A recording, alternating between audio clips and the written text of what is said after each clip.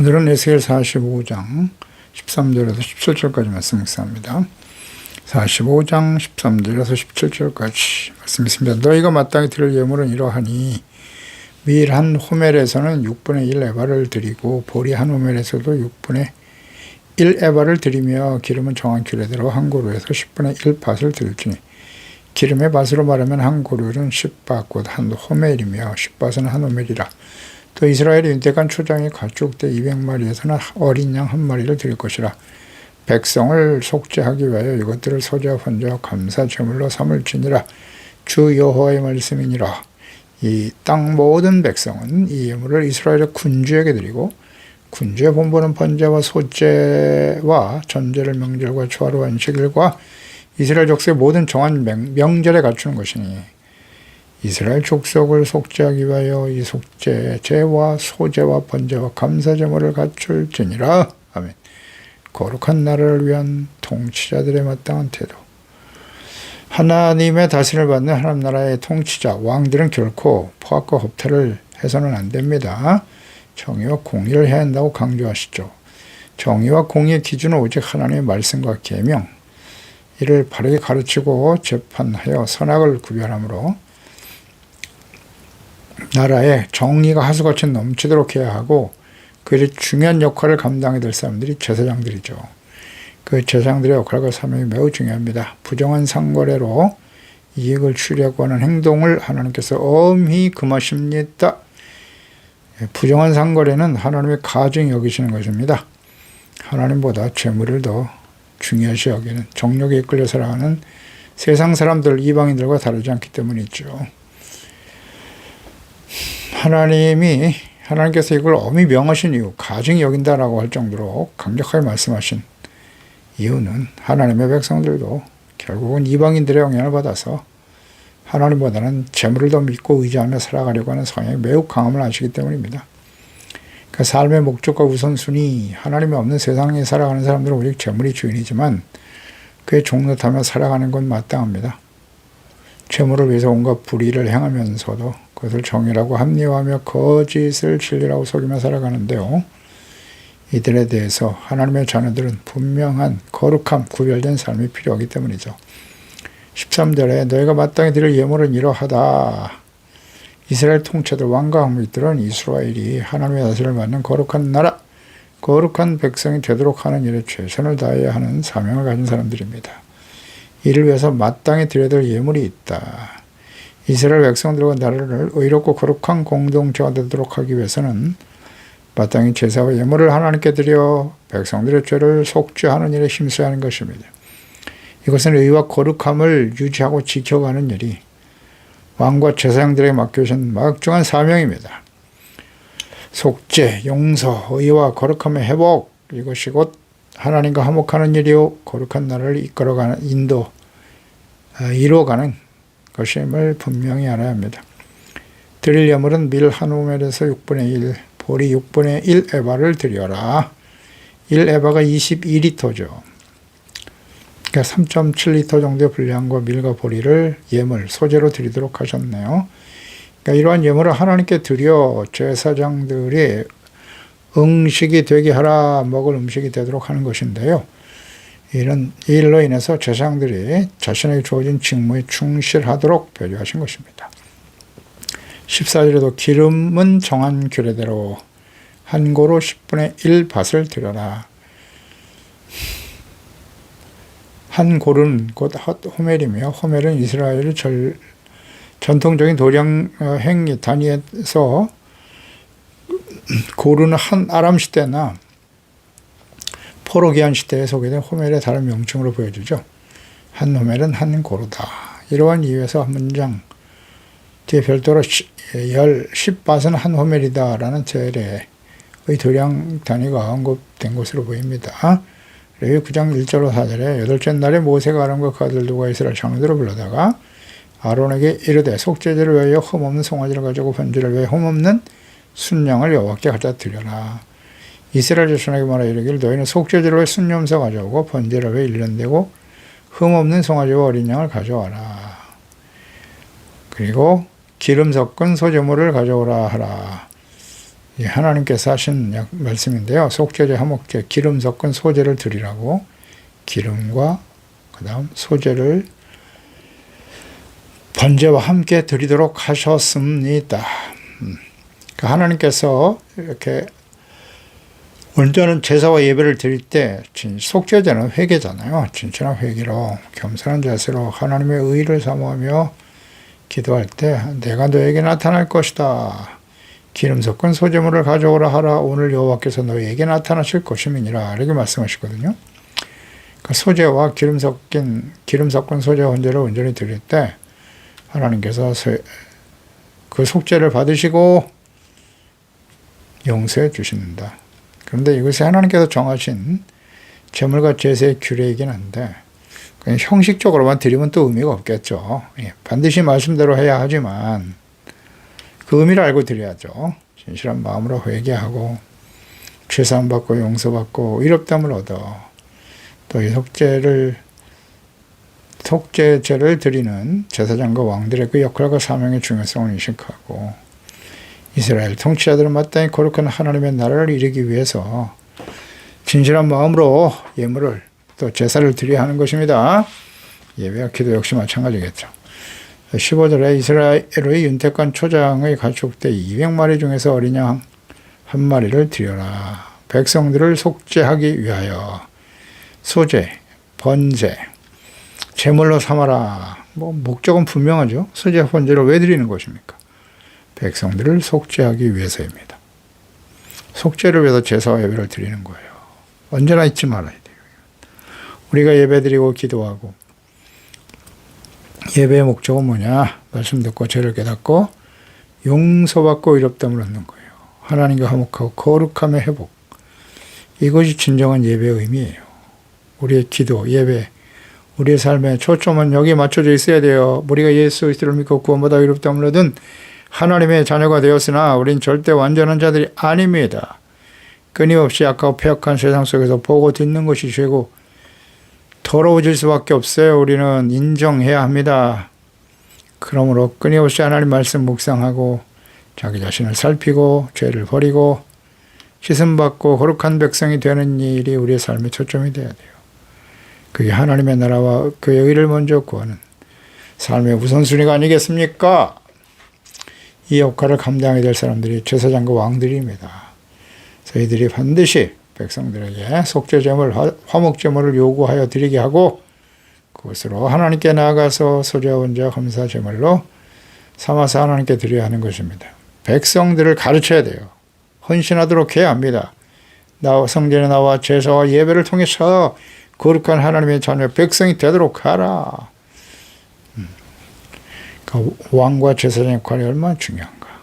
그러니까 왕이 그 역할을 감당하지 못하니까 제사장들은 백성들이 하나님께 나와 제사와 예배 헌신하지 않으니까 생계가 유지가 안 되지 않습니까? 그러니까 세상으로 나가는 거예요. 오늘날도 그런 모습이 잘 나타나고 있죠. 하나님 앞에 나와 예배하고 기도하고 헌신하는 것을 좋아하지 않아요. 그러니까 하나님 앞에 말씀을 가르치고 기도하고 헌신해야 될 종들이 바깥으로 나가는 거예요. 세상에 나가서 생계를 위해서 말이죠. 그렇게 할 수밖에 없잖아요.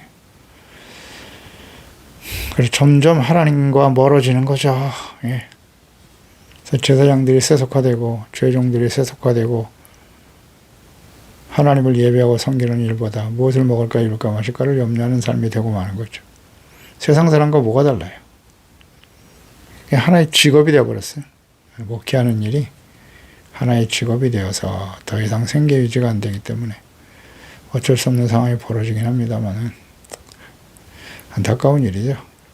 그래도 하나님의 나라와 일을 먼저 구하고 맡겨진 책임과 사명을 다하려고 할 때 하나님께서 필요를 채우시고 하나님의 나라와 거룩한 죄 백성들을 세워가는 일에 쓰임받는 삶을 살아갈 수 있게 하시겠는 어려운 일입니다. 세상은 점점 어두워지고 하나님과 교회, 주의 자녀들이 세상을 향해 달려가는 시대입니다. 그러니까 윤택한 초장과 경제적인 안정과 풍요가 하나님의 은혜로 된 것임을 깨닫지 못하는 주의 백성들, 재물이 풍성해지면 반드시 교만해지서 부패합니다. 타락하는 습성이 있다는 사실을 명심해야 합니다. 신명기 8장 11절 이하에 하나님께서 주의 백성들에게 하신 말씀이잖아요. 내가 오늘 네게 명하는 여호와의 명령과 규례법들을 지키지 아니하고 내 하나님 여호와를 잊어버리지 않도록 삼갈지어다. 내가 먹어서 배부르고 아름다운 집 짓고 거주하게 되고 내 소와 양이 번성하며 내 은금이 증식되며 내 소유가 다 풍부하게 될 때에 너의 마음이 교만하여 너의 하나님 여호와를 잊어버릴까 염려하노라. 염려가 현실이 되는 거죠. 8장 17절에도 그러나 내가 마음에 이르기를 내 능력과 내 손의 힘으로 내가 이 재물을 얻다 말할 것이다. 너의 하나님 여호와를 기억하라. 그가 너에게 재물을 능력을 주셨음이라. 이같이 하시면 내 조상들에게 맹세하신 언약을 오늘과 같이 이루려 하심이니라. 내가 만일 내 하나님 여호와를 잊어버리고 다른 신들을 따라 그를 섬기며 그들에게 절하면 내가 너에게 증거하노 너희가 반드시 멸망할 것이다. 아멘입니다. 하나님이 말씀하셨잖아요. 주의 백성들에게 하신 말씀이 이방인이 아닙니다. 소와 양이 번성하고 은금이 증식되고 재산이 늘어나니까 소유가 풍부해지면 마음이 교만해진다. 마음이 교만해지면 어떻게 된다고요? 하나님을 잊어버리죠. 하나님을 멀리하게 돼요. 그게 교만이에요. 그럼 어떻게 돼요? 반드시 멸망한다. 이스라엘 역사가 보여주고 있죠. 성경에 우리에게 교훈을 주고 계시는 말씀입니다. 우리는 어떠한가요? 우리의 삶의 목적이 더 많은 재물과 부유하고 풍성한 삶입니까? 위험한 일입니다. 위험한 일이에요. 반드시 교만해져요. 하나님을 잊어버립니다. 돈을 사랑하며 일만하게 뿌리가 되나니 근심에 빠지고 결국 믿음에서 떠나요. 하나님의 사람은 재물의 종로로 타면 안 돼요. 재물이 주인이 아닙니다. 16절 이때 모든 백성은 이 예물을 이스라엘의 군주 왕에게 드려라. 하나님께서 정하신 예물을 이스라엘의 왕, 지도자, 방백들에게 드리라는 거예요. 거룩한 하나님의 나라로 세워가는 일에 충성해야 할 방백과 왕들에게 백성들이 예물을 드리고 또 그들은 그 예물을 자신의 이익을 위해서 사치해서는 안 되죠. 반드시 이스라엘 백성들의 속죄를 위해서 거룩한 백성이 되도록 하기 위해서 하나님께 속죄와 번제제로 드려야 하는 것입니다. 오늘날도 하나님께 드려진 예물, 헌금을 목사와 재직들이 자신의 이익을 추구하는 일에 사용해서는 안 되는 것이고 반드시 하나님을 바르게 예배하며 섬기는 일에 사용되어야 합니다. 17절에 군주의 본부는 번제와 소제, 전제를 명절과 초하루 안식일, 또 정한 모든 명절 절기를 지켜야 된다. 이스라엘 족속을 속죄하기 위해 이게 중요해요. 명절과 절기를 세우시고 그때는 그냥 먹고 마시고 노는 시간이 아니에요. 하나님께 제사를 드리는 일주일 동안 제사를 드려야 돼요. 속죄, 소제, 번제, 감사 제물을 갖출지니라.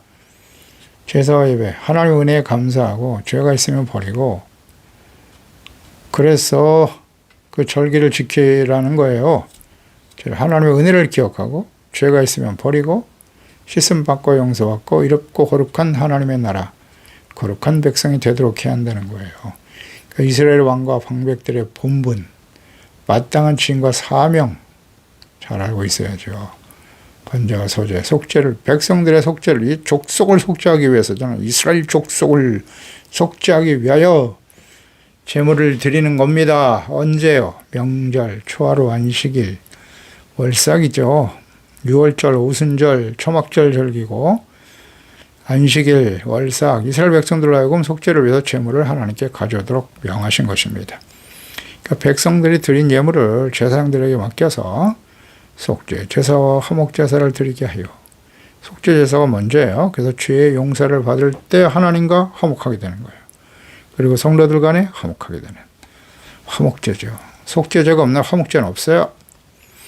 예수님께서 십자가에 속죄 제물이 되셨기 때문에 죄 사함 받고 용서받아 하나님과 화목하게 되는 거죠.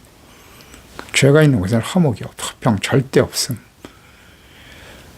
의롭고 거룩한 백성이 되도록 하나님과 화목하도록 인도해야 되는 것입니다. 이것이 왕과 제사장들이 해야 할 일이에요. 거룩한 백성, 거룩한 하나님의 나라의 공동체가 되게 하는 것이 가장 중요한 직무와 사명입니다. 오늘날 마찬가지예요. 교회를 섬겨야 될 주의 종들, 목사와 교육자들, 재직들, 또 오늘날 그리스도인 한 사람 한 사람이 성령에 거하시는 거룩한 성전이고요. 다 왕같은 제사장입니다. 그 역할과 사명을 잘 감당해야 돼요. 어떻게 하면 우리가 하나님의 말씀을 주야로 묵상하며 죄를 버리고 의롭고 거룩한 하나님의 백성으로 그리스도 안에서 참된 화평을 누리며 화평케 하는 자가 될 것인가? 화평케 하는 자가 어떤 사람인지 알겠습니까? 죄를 깨닫고 버리고 의롭고 거룩함을 회복하도록 돕는 일에 힘쓰는 거예요. 그리고 내가 먼저 주님이 나를 사랑하고 용서하신 것이 형제와 이웃을 용서하는 거예요. 불쌍히 여기는 겁니다. 이것이 화평케 하는 자요. 진정한 하나님의 아들들이겠죠. 목사와 재직들은 주의 자녀들이 죄를 깨닫고 회개하고 용서받아 의와 거룩함을 회복하도록 하는 일에 최선을 다해야 돼요. 하나님께서 율법의 말씀을 주시고 성경을 기록하게 하신 목적입니다. 이것을 바르게 깨달아야 돼요. 성경을 기록하게 하신 목적 무엇인가요? 우리가 성경을 배우고 묵상해야 될 목적과 같죠. 물으면 안 됩니다. 이거. 신명기 10장 12절 13절 중요하니까 계속 강조하는 거예요. 이 말씀 알아야 돼요. 이스라엘아, 내 하나님 여호와께서 너에게 요구하시는 건 무엇이냐? 요구하는 것이 무엇이냐? 하나님이 요구하시는 하나님의 뜻이란 말이잖아요. 곧 내 하나님 여호와를 경외하고 그의 모든 도를 행하고 그를 사랑하여, 사랑하는 건 마음을 다하고 뜻을 다하여 내 하나님 여호와를 섬기는 것이고, 내가 오늘 내 행복을 위하여, 무엇을 위해서요? 행복을 위하여 내게 명하는 여호와의 명령과 규례를 지킬 것이 아니냐? 아멘. 말씀이 아주 잘 요약되어 있죠. 행복, 어떻게 행복하다고요? 하나님의 명령과 규례를 지키는 것이고, 이것이 곧 하나님을 사랑하는 것이요, 하나님을 경외하는 태도이요, 이것이 하나님이 주의 백성들에게 요구하시는 하나님의 뜻이다. 아멘. 하나님의 소망이에요. 거기에 맞춰 살아야죠.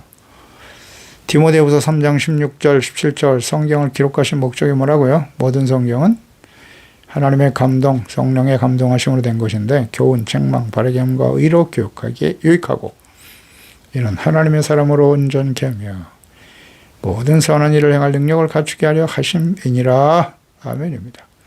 말씀, 묵상, 예배, 기도, 헌금과 헌신의 의미와 목적에 대한 분명한 이해가 있습니까? 바르게 주님을 섬기고 있나요?